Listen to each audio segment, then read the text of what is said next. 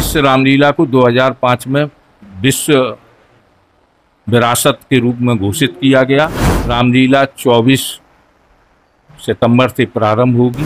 विधायक और प्रसपा के राष्ट्रीय अध्यक्ष श्री शिवपाल सिंह 3 बार यहाँ आते हैं।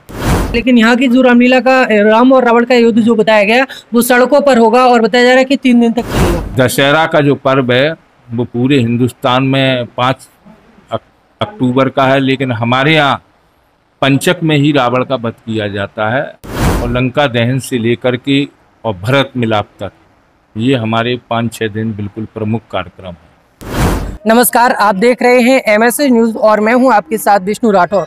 इस वक्त आप देख सकते हैं ये रामलीला ग्राउंड है जहां पर ये मंच आप पीछे जो सज रहा है ये वो मंच है जो विश्व विख्यात रामलीला मानी जाती है। और ये जो रामलीला को जो स्थान मिला है वो कहीं ना कहीं यूनेस्को के द्वारा 2005 में प्रथम स्थान दिया गया है। ये इटावा जनपद के जसवंत नगर क्षेत्र की वो रामलीला है। 2005 में यूनेस्को के द्वारा इस रामलीला को प्रथम स्थान दिया गया था और पूरे विश्व में 482 ऐसी रामलीलाएं हैं जो होती हैं। उन्हीं 482 में पहला स्थान जो है वो जसवंत नगर की रामलीला को दिया गया। हम आपको यहाँ की जो तैयारियां हैं वो दिखाना चाहते हैं और आगे ये भी दिखाएंगे और ये भी सुनवाएंगे कि आखिर किस तरीके से यहाँ पर रामलीला होती है और इस रामलीला को प्रथम स्थान क्यों दिया गया है और क्या कारण है जो इस रामलीला को प्रथम स्थान दिया गया। यहाँ आप देख सकते हैं सामने यहाँ लिखा हुआ है श्री रामलीला समिति जसवंत नगर इटावा, जहाँ पर जो तैयारियां हैं वो काफ़ी तेज़ी से चल रही हैं। और ये जसवंत नगर का वो रामलीला मैदान है जहाँ पर तैयारियां जोरों पर हैं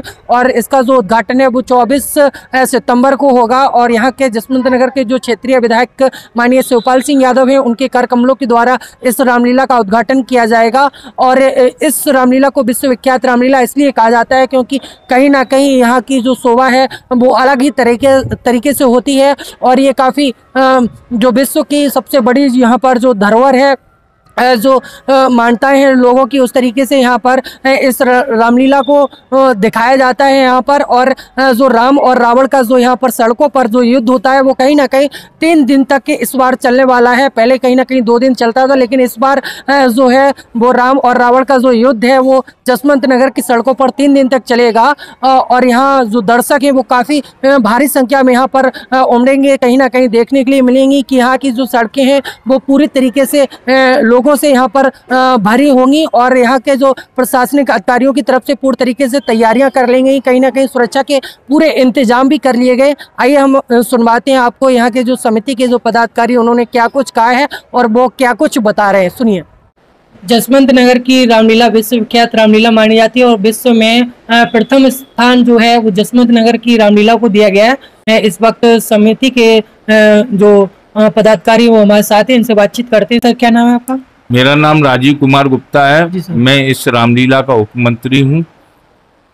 सर, जिस तरीके से बताया जाता है कि जसवंत नगर की जो रामलीला है वो विश्व में इस रामलीला को प्रथम स्थान दिया गया है, क्या?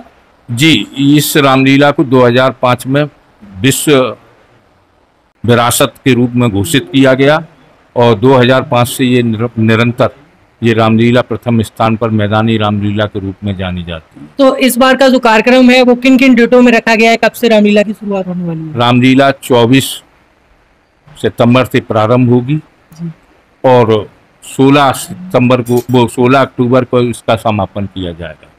जैसा बताया जा रहा है कि वैसे तो जो राम और रावण का युद्ध होता है अलग अलग क्षेत्रों में एक ही दिन में हो जाता है, लेकिन यहाँ की जो रामलीला का राम और रावण का युद्ध जो बताया गया वो सड़कों पर होगा और बताया जा रहा है कि 3 दिन तक चलेगा। जी, ये वैसे 2 दिन हमारे यहाँ होता है हर वर्ष, ऐसा नहीं है।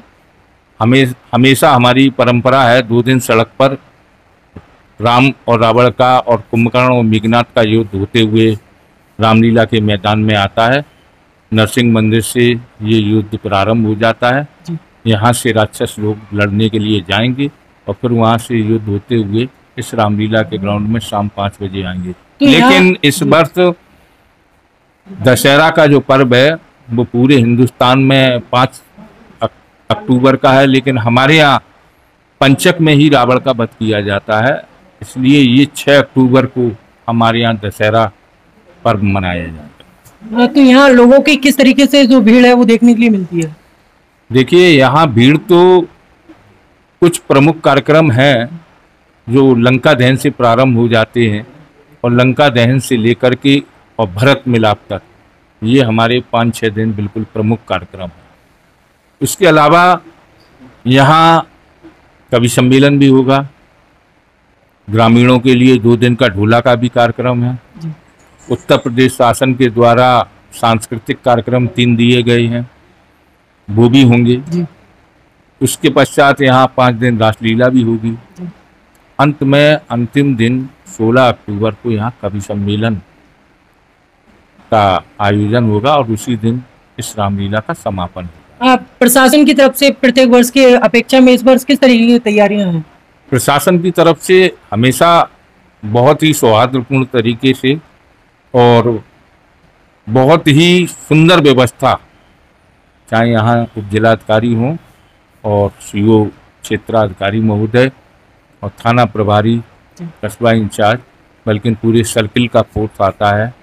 हमारे कप्तान साहब यहाँ हर वर्ष जो भी रहते हैं वो यहाँ रामलीला का आयोजन भी देखने आते हैं, जिलाधिकारी भी आते हैं और भी जिले के कई अधिकारी यहाँ आते हैं। तो प्रशासनिक व्यवस्था तो यहाँ बहुत अच्छी है।